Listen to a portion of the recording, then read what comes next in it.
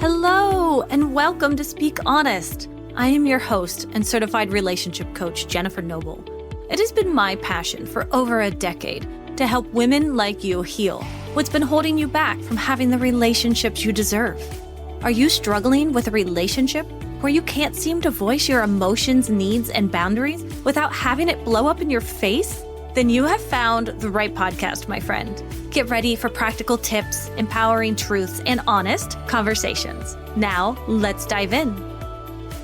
Hello, ladies, and welcome back to another episode of Speak Honest. I'm Jenn Noble, your go-to relationship coach and author of the best-selling book, Dance of Attachment. And today, we are talking about something I have been getting a lot of messages about lately, which are attachment needs. Now, I've heard from so many of you wanting me to go deeper in this, especially after last week's episode with Courtney, where we got into this topic. And you know what? I get it. Because this is the piece where we really get to start making a difference. Not just understanding your attachment stance, which is great, but also understanding what your nervous system is actually craving. What fills your bucket, what you've been quietly starving for without even realizing it. Now, before we dive in, I want to hear from you. I am doing another listener Q&A later on this month, and I want your questions about attachment needs, attachment stances, relationships, all of it. There is a link in the show notes where you can submit your question, and I will answer it in an upcoming episode. So go drop your question there. I read every single one. And sometimes we even have you on the podcast, just like with Courtney, so you can get real-time coaching in the moment. So if you're listening to today's episode and you just want to chat with me about something that's on your heart, then reach out and let me know. Now, as you're listening today, I want you to notice, is there a quiet voice in you that's been labeling your needs as too much? Maybe they've been labeling them as clingy, high maintenance, needy. Just notice that. Because by the end of this episode, I want you to see those needs in a completely different light. Now, let's dive in. When Lauren first came to me, she apologized for everything. She read me a text that she wanted to send her boyfriend, a simple request to spend some more time together. But the message was packed with, I'm so sorry to bother you, and things like, only if you want to, and no pressure, it's totally fine. And by the time she finished reading it out loud to me, oh my gosh, her shoulders were practically folded in on themselves. And when I asked her how it felt to read that back to me, there was only one word to explain it: exhausting. And she said to me, Jenn, I'm begging for permission to want time for my own boyfriend. What even is that?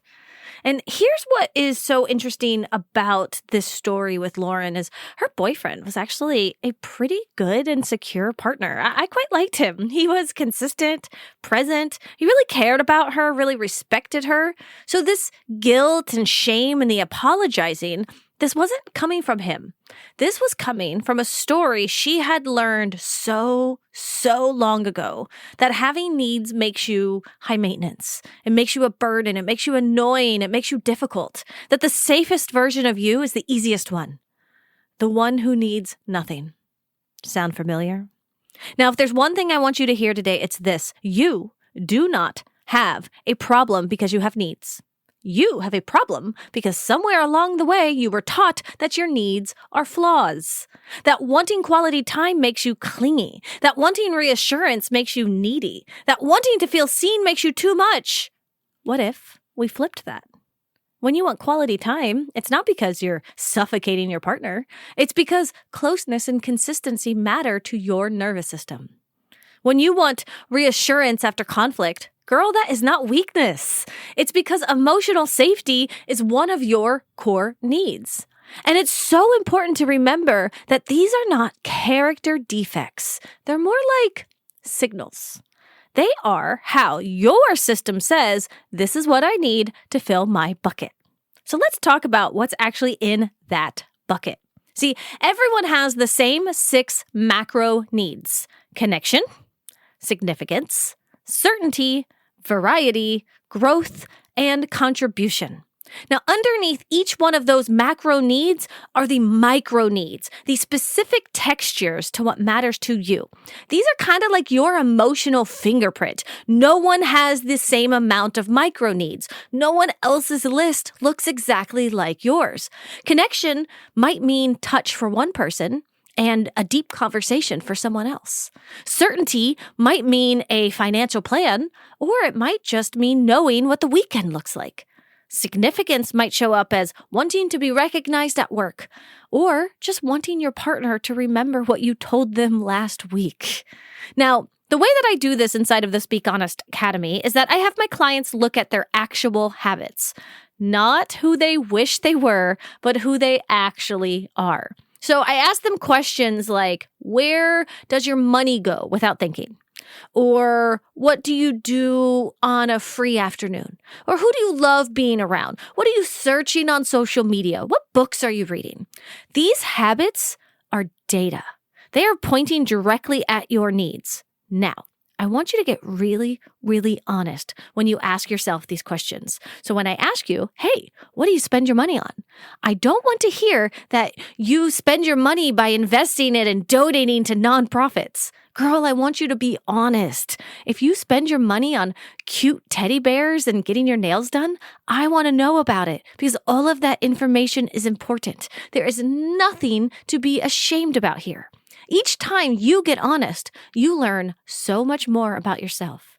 For example, if you're hosting game nights every weekend, maybe for you, you have a high need for connection, fun, competition, and shared experiences.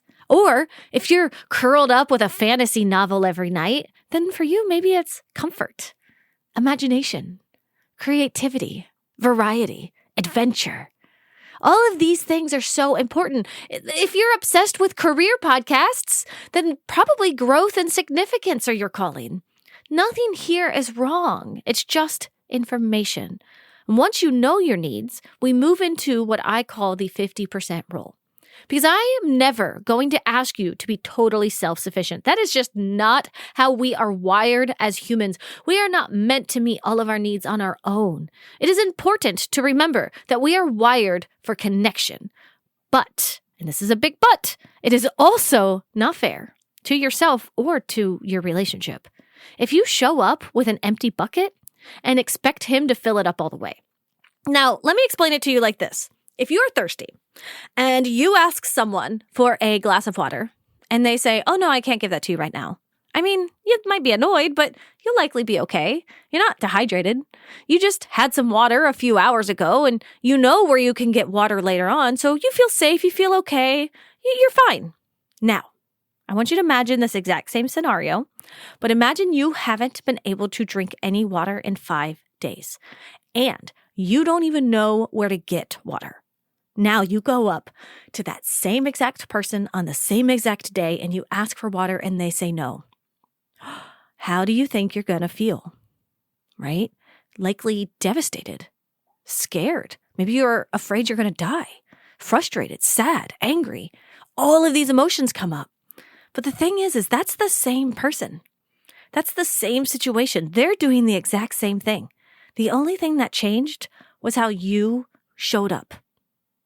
Now, picture that as a need for emotional connection.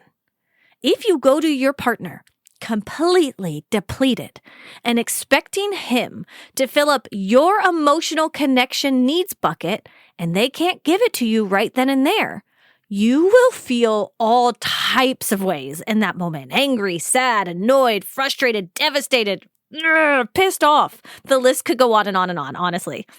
And this right here, this is how we self-sabotage our relationships. And this is why one small little thing he does can completely blow up in your face. Whereas if you came to him asking for emotional connection, having already met some of that on your own 50% of the way, and knowing that if he can't give it to you, that you know where else you could go get it, you have friends or family that you might be able to emotionally connect with, then you know you're going to be okay. And you know it won't blow up in your face like if you weren't filled up half of the way first. Now, meeting your needs halfway means you stop showing up to your relationships on empty. If connection is a top need, maybe that looks like journaling, calling a friend, or joining a community where you feel seen.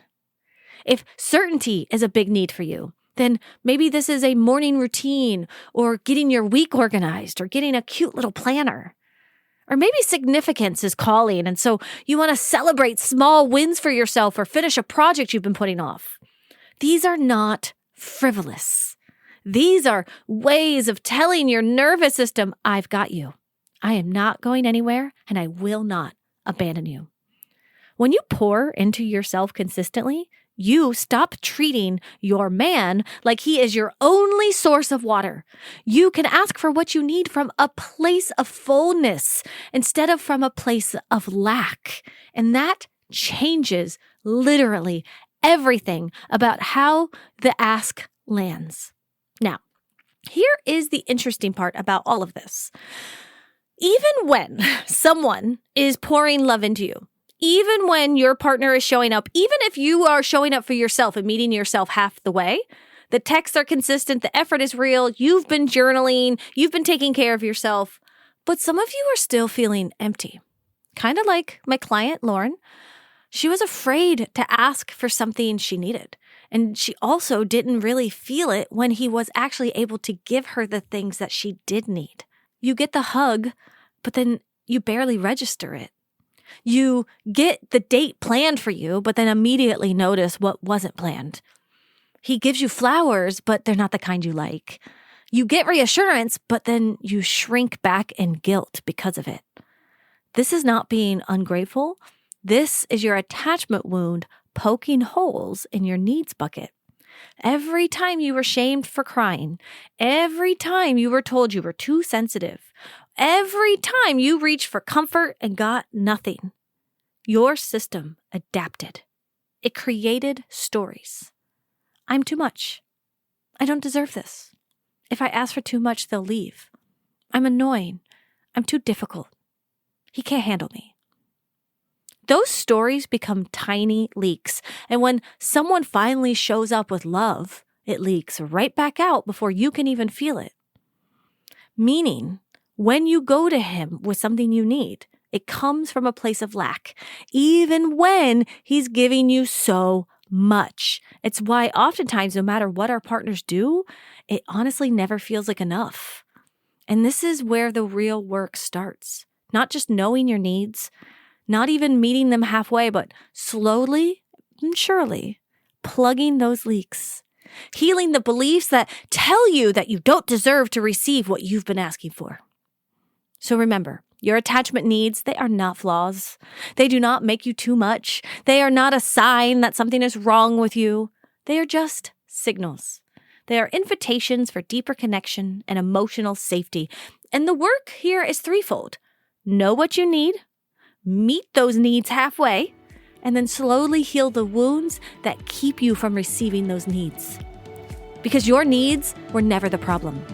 The story that they were, that's what we're healing.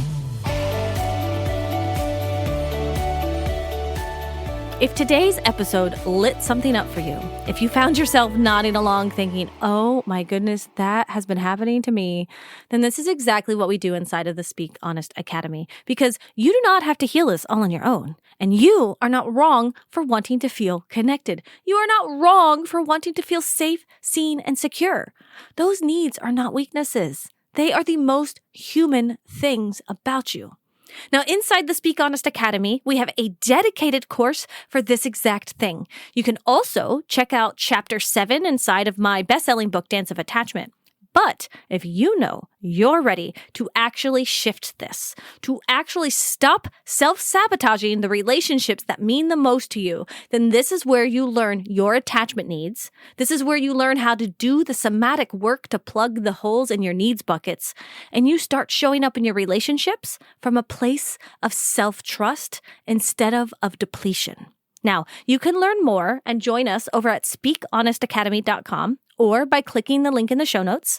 There is also an option in the show notes to schedule an attachment assessment with me. So if you have any questions that you want to ask before you join the Academy, then feel free to schedule a free chat and you and I can discuss how I can best support you on your healing journey. Now, also, don't forget, I want your questions. So whatever came up for you today, whatever you're sitting with in your relationship or your healing, submit it using the link in the show notes, and I will answer it on an upcoming episode. And if this episode resonates with you, please follow the show, rate, review, and subscribe, and share it with someone who is currently Googling, "Am I too needy?" at 2 a.m. I know you know who that is in your friend group, and she needs to hear this. All right, ladies, I will speak with you all next week. Take care. As we wrap up today's conversation, always remember that healing is a journey, not a destination. And it is an honor to be a part of your healing journey. If you want to dig deeper into the topics we covered today, be sure to head over to our show notes, where you can find all of the valuable information mentioned in today's episode right there. And please remember to rate, review, and subscribe if you enjoyed today's podcast. Your feedback means the world to us and helps others discover our podcast. Until next time, remember to speak up and speak honest.